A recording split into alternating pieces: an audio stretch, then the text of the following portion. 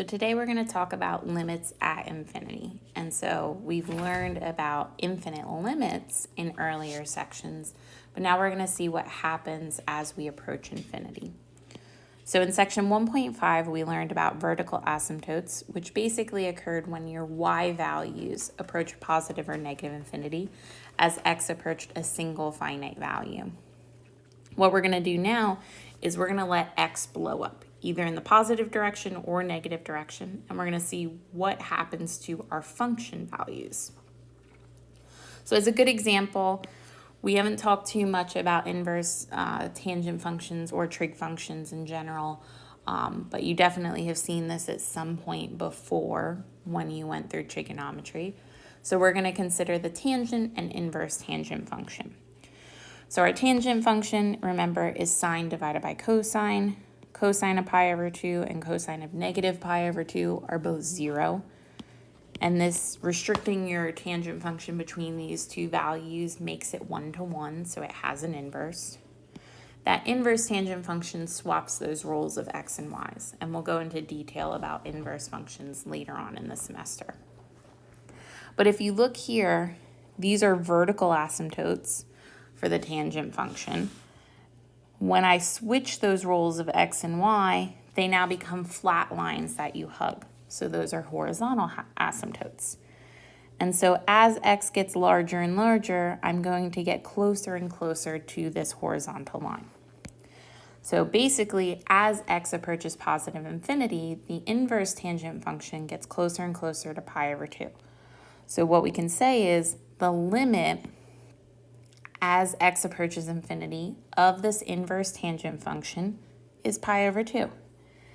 And in a similar manner, when we approach negative infinity, it's going to get closer and closer to negative pi over 2.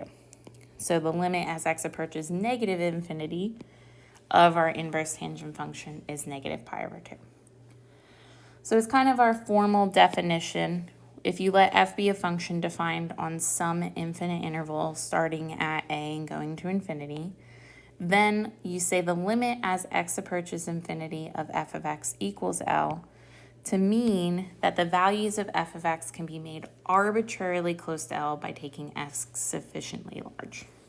And in the same manner, if you have a function that's defined from a outward to negative infinity, then you can let x approach negative infinity and say the function approaches L if that function value can be made arbitrarily close to L by taking a ridiculously large value of x.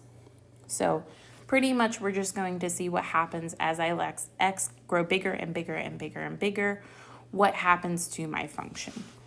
The hardest thing, and you've probably seen this on some of your other tests, comments, things of that nature, you want to tend to treat infinity like a real number. So write something is 1 over infinity or something is 1 divided by 0. You can't do that kind of stuff. So these symbols, positive infinity and negative infinity, are not real numbers. You cannot treat them like that. So you can't write things like 1 over infinity, infinity squared, infinity plus 1. None of that makes sense when you're taking a limit. In your head, if you want to think something is 1 over infinity, well, that should be really, really small because 1 divided by a ridiculously large number is almost nothing. That's perfectly fine. It's just you don't want to actually write those things out on a paper. So let's take a look at an example with a useful function and a useful tip. We're going to evaluate the limit as x approaches infinity of 1 over x and the limit as x approaches negative infinity of 1 over x. So this function on the inside is a really nice one. You've dealt with it a ton before. It's just that reciprocal function. So if we go ahead and evaluate this first limit, as x gets larger and larger in the positive direction, you see our graph is going to get smaller and smaller and smaller. And this is that prime example of you could say this is 1 divided by infinity, but you can't write that.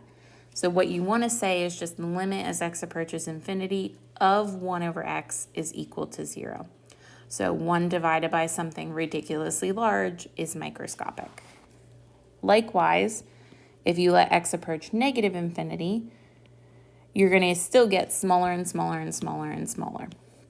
So the limit as x approaches negative infinity of 1 over x is 0. So one thing you maybe remember is when you were dealing with this function, it's a rational function, you found horizontal asymptotes. You could find vertical asymptotes by setting that denominator equal to 0. You use the degrees of a rational function to determine if something was a horizontal asymptote. For this one, y equals 0 is a horizontal asymptote. So this is going to be kind of our main building block, and it also gives us insight into how these limits at infinity correspond to other information for our graphing techniques. So infinite limits corresponded to vertical asymptotes because the y values blew up. Now the limits at infinity are going to help us evaluate what are horizontal asymptotes. So we're going to go ahead and take these two limits frequently to help us out. But now, utilizing our limit laws, remember if you raise something to a power, doesn't really change a ton of things. You can still go ahead and utilize that to your advantage. So if I have 1 over x squared, the denominator is still getting insanely large. That limit's still going to equal 0. Even if I have something like the square root, gonna be going bigger and bigger and bigger in the bottom, so that reciprocal is going to get smaller and smaller and smaller. When you're approaching negative infinity, it's a little bit harder because I can't use like the square root in the bottom. That doesn't make a ton of sense for x to approach negative infinity because that'll be a negative value under the square root. But ultimately, this is our next theorem.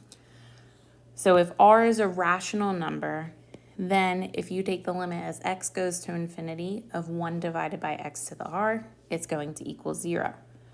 Likewise, if r is a positive rational number, so that this quantity makes sense and is defined, then same thing.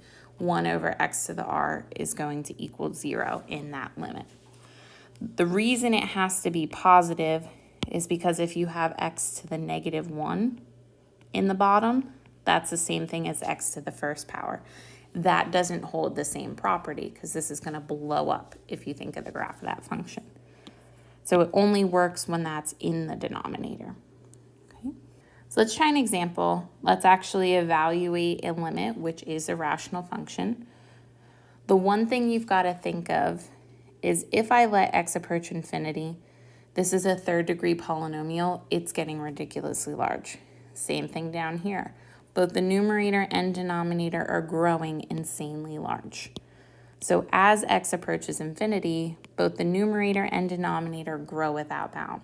So ultimately, this is an indeterminate form where you have infinity in the top, infinity in the bottom. So I have no idea what is going to happen in this limit. I can't determine that.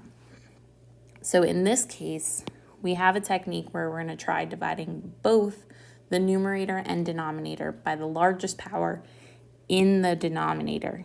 Keyword, power in the denominator, not what is in the numerator. The numerator makes no difference to us. We care about what's happening in the bottom. So let's go ahead. Let's take the limit as x approaches infinity of 4x cubed plus 6x squared minus 2 divided by 2x cubed minus 4x plus 5. We want to divide each piece by this x cubed. Really what that is you're taking the top, multiplying it by 1 over x cubed, and the bottom, and multiplying it by 1 over x cubed. So ultimately, it distributes to each individual piece.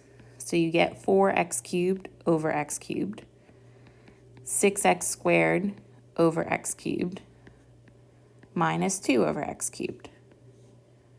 And in the denominator, that's 2x cubed over x cubed, 4x over x cubed, and 5 over x cubed. Now cleaning stuff up, these x cubes cancel. 2 of these cancel, and I'm left with 1 in the bottom. 1 of these cancels, and I have 2 down here. So there'd be 2 left. And so this cleans up really nicely as the limit as x approaches infinity of 4 plus 6 over x minus 2 over x cubed divided by 2 minus 4 over x squared plus 5 over x cubed. This is now in a great form for us because as x is getting larger and larger, 6 divided by x will go to 0. 2 divided by x cubed will go to 0. All of these pieces will go to 0 because it's the denominator that's getting bigger and bigger and bigger while the numerator is set in stone. So I now can see this limit is 4 plus 0 minus 0 in the top, 2 minus 0 plus 0 in the bottom. This thing just equals 2. Okay. So although it had that indeterminate form, infinity over infinity, it just had a really nice limit. And if you remember anything about your rational functions, when they're the same degree, you looked at that coefficient out front. So that horizontal asymptote was 4 divided by 2. Right? All of those rules really stemmed from these limits. So as our formal definition, the line y equals L is called a horizontal asymptote of a curve of a function if either, when you let x approach in positive infinity, it goes to L, or the limit as x approaches negative infinity for our function equals L. So it's very possible that these limits might approach the same value.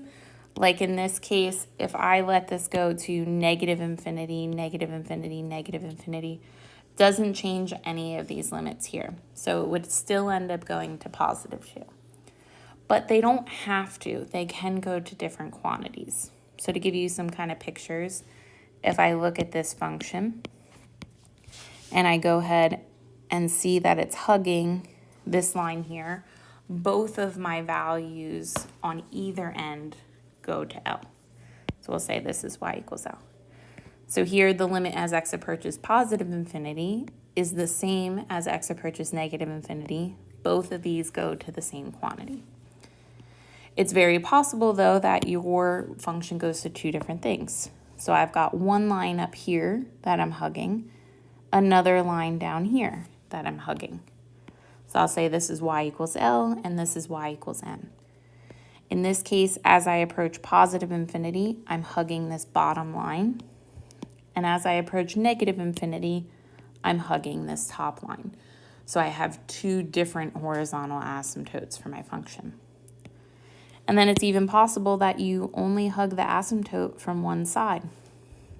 So here I have that line y equals L. When we approach positive infinity, it goes to L. But as I head in the negative direction, I head upward forever. So ultimately, the limit as x approaches negative infinity for our function does not exist. Okay? So you need to double check both directions. It might be possible that it has two different horizontal asymptotes. It's never going to have more than that because you only have two limits you're going to evaluate. That is the most possibilities. So let's try an example where that happens, where I have two different horizontal asymptotes. And this is going to be quite a hard limit to actually go through. We want to find any horizontal asymptotes for this function, which involves a square root, which is definitely not nice. And so we need to calculate two limits. We need to calculate both the limit as x approaches positive infinity and the limit as x approaches negative infinity. And it's going to have us deal with this square root in a very, very particular manner. So we're going to start with what's the easier of the two limits, the x approaching positive infinity. So we want to take the limit as x approaches in positive infinity for our function, which is the limit as x approaches infinity of the square root of 9x to the 6 minus x divided by x cubed plus 1. Okay. So the technique that we learned from the last limit we calculate is still going to work here. The highest power I have in the denominator is x cubed. Let's go ahead and multiply top and bottom by 1 over x cubed.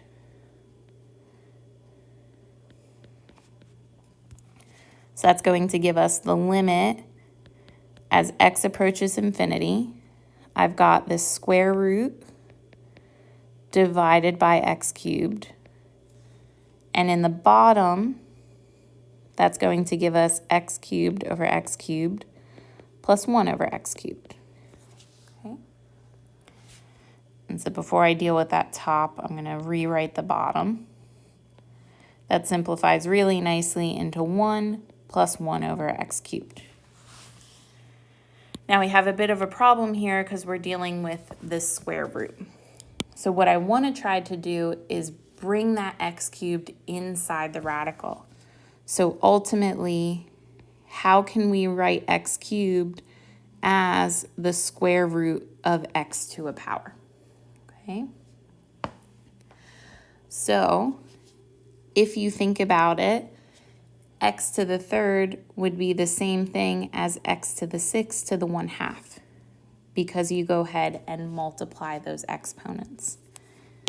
So really, x cubed is the same thing as x to the 6 inside a square root.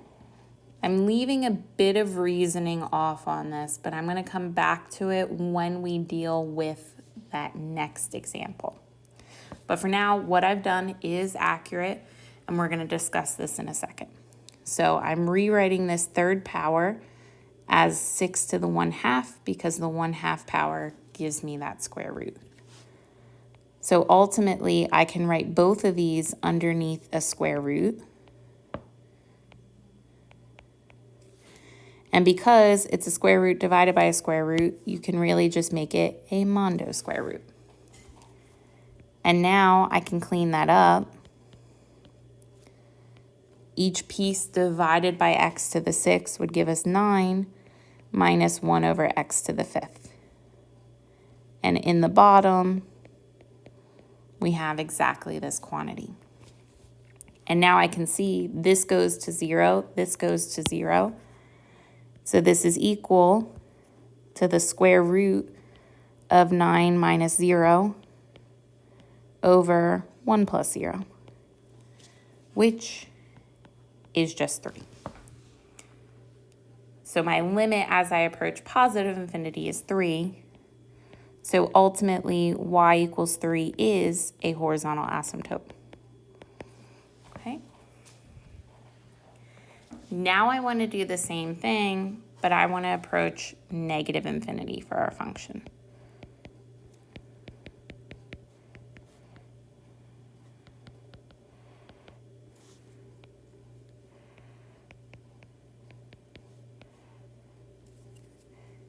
Really, not a ton is going to change here. I'm still going to apply the same process.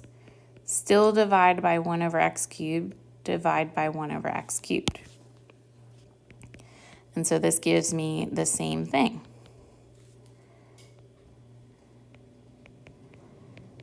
So I still get this divided by x cubed. And in the bottom, I still get that same thing of x cubed over x cubed plus 1 over x cubed.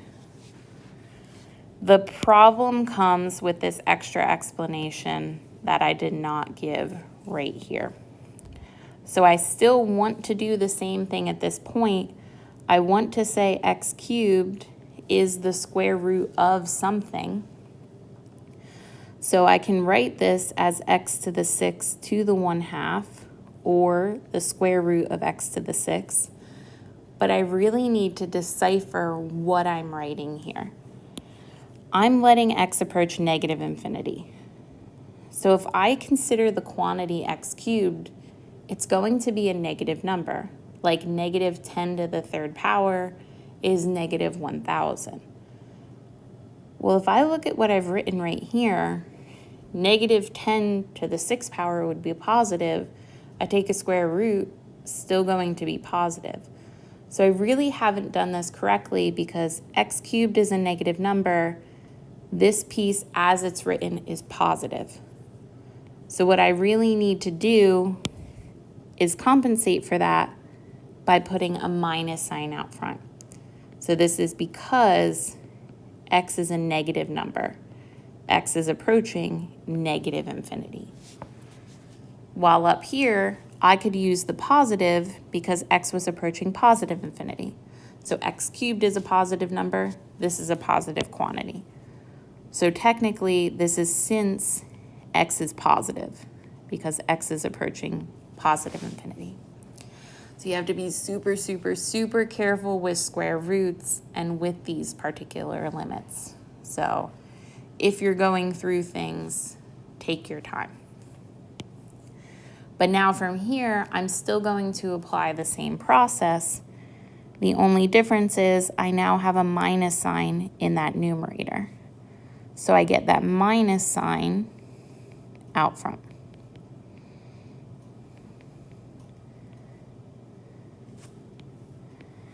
So I get the same thing divided by x to the 6. I still get 1 plus 1 over x cubed in the bottom.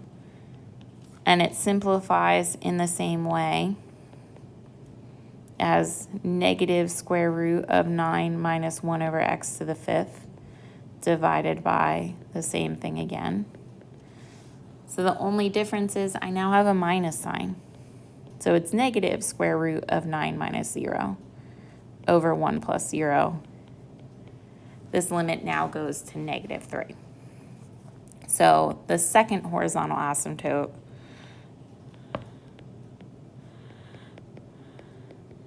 is y equals negative 3. Okay. So be super careful which infinity you're going about when you're trying to write x in terms of square roots. So I got one more of these to try right now, and then we're going to talk about infinite limits at infinity.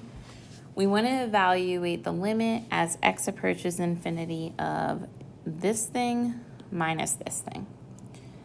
And so in your head, if you're thinking, this is like infinity squared, so it's a really large number, plus infinity, really large number. Taking a square root of a really large number is a really large number. So ultimately, this first piece is going to infinity. Likewise, you've got that subtraction in the middle. 3 times a ridiculously large number is growing bigger and bigger and bigger and bigger. So both the square root of 9x squared plus x goes to infinity, and 3x goes to infinity as x grows bigger and bigger and bigger. So their difference is our indeterminate form infinity minus infinity.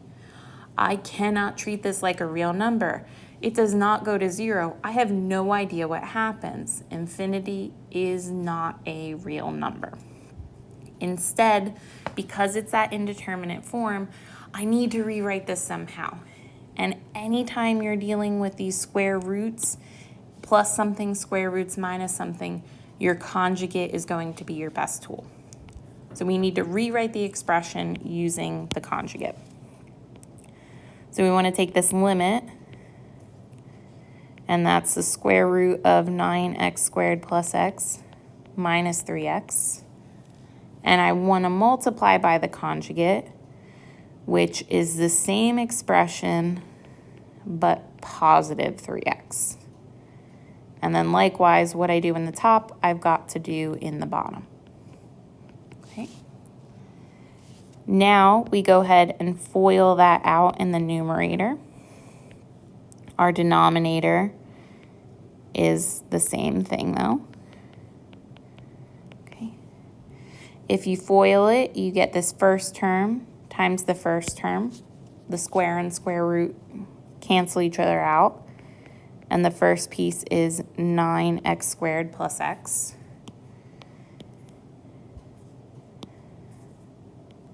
The outer would be positive 3x times the radical.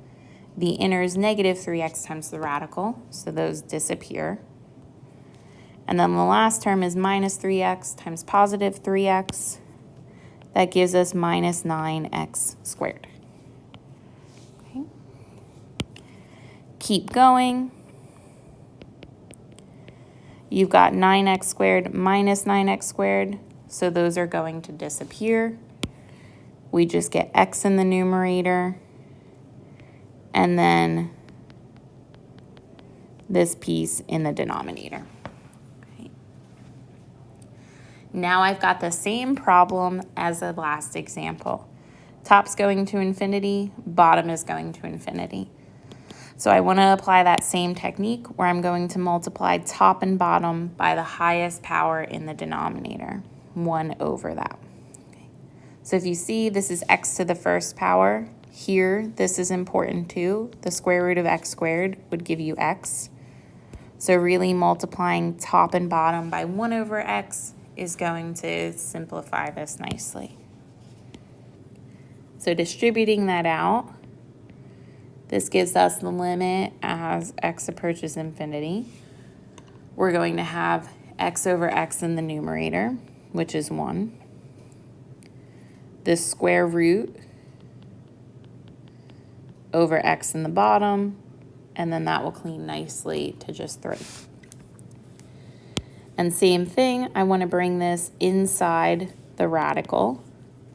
So I need to rewrite x inside a radical. So x is the square root of x squared.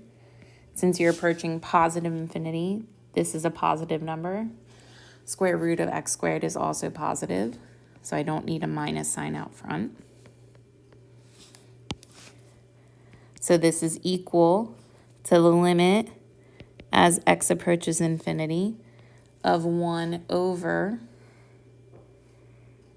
the square root of 9x squared plus x divided by x squared plus 3. Cleaning that up, that's 1 over the square root of 9 plus 1 over x plus 3. And so now I can go ahead and think of what happens as this goes to infinity. This is the only thing now involving x, and that grows microscopic. So this limit is 1 over the square root of 9 plus 0 plus 3, which is 1 over 3 plus 3. So this limit ends up equaling 1/6. So be super cautious. Infinity minus infinity, you have no idea what happens. This limit went to 1/6, not 0. All right, so our last bit, we now need to talk about what happens if you have an infinite limit at infinity. And so this is basically meaning as you approach infinity or negative, the function's growing without bounds still.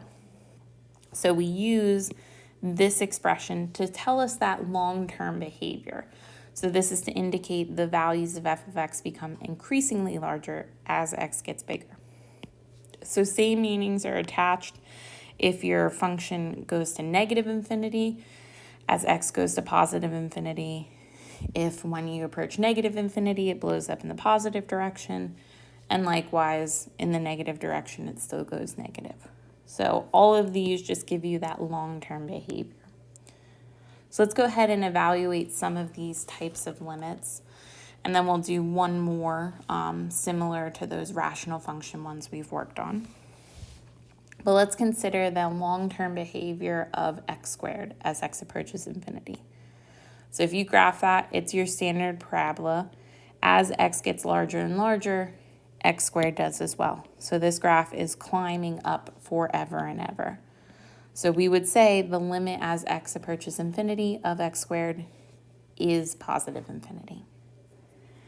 If you look at the other direction, when x is approaching negative infinity, you're squaring a really big negative number, it becomes positive. So as x approaches negative infinity, x squared becomes a larger and larger positive number. So the limit as x approaches negative infinity of x squared is infinity. Okay. So a lot of these just boil down to knowing the basic graphs of your polynomials. Even if you had like minus 7x plus 4, same thing, this long-term behavior of that polynomial tells you what's going on. These just shift that graph left, right, up, down, so they don't do a whole lot. If we consider one last one, which is our cubic function, which has that kind of S shape, as we approach negative infinity, our graph is climbing down forever. So as x gets larger and larger in a negative direction, x cubed also becomes a larger and larger negative number. So this limit is going to equal negative infinity. Technically, all of these limits don't exist, but again, if we can write positive or negative infinity, we want to really give a good detailed description of what's going on. So I just got one last example. Let's try to evaluate one of these limits, which is going to blow up. So we're going to have to figure out which infinity it goes to. Again, the numerator, this is that dominant term. This is getting bigger and bigger and bigger. Same thing, x to the fourth getting larger and larger and larger. So this is that indeterminate form, infinity over infinity. We can use that same technique where we divide by the highest power in the denominator, but it has to be the denominator. You don't want to deal with this numerator. You care about the largest term in the denominator. Okay? So we're going to take this expression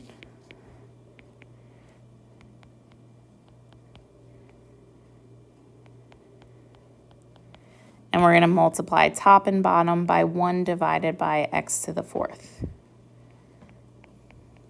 Okay. And if you feel comfortable just distributing that out and canceling in your head, feel free. But if you want the extra steps, I'll put them here. So we distribute this out, do our simplification in the numerator. That becomes x squared plus 1 over x to the fourth. In the denominator, that's 1 plus 1 over x to the fourth. So I do not want to write x squared's going to positive infinity. That's going to 0. That's going to 1. That's going to 0. Again, that's treating infinity like a real number. Immediately what I can say, though, is this piece is dominating everything because these are just going to 0. So this is going to positive infinity divided by 1. This thing's going to positive infinity overall. So ultimately, this limit is indeed equal to infinity. If this was like negative x to the fourth in the bottom, that would be negative 1. This would be going to positive infinity divided by negative 1. Overall, it would go to negative infinity. So again, unfortunately, with these infinite limits, there is a lot of abstract thinking that we have to do. But here, since the numerator, x squared plus 1 over x to the fourth goes to positive infinity, and 1 plus 1 over x to the fourth goes to 1 as x approaches infinity, this limit blows up to positive infinity. Okay. So take your time with these. In our next section, we're going to kind of tie together all of the pieces of this and use that to help us get really detailed graphs. Then we're going to go ahead and see some applications of this.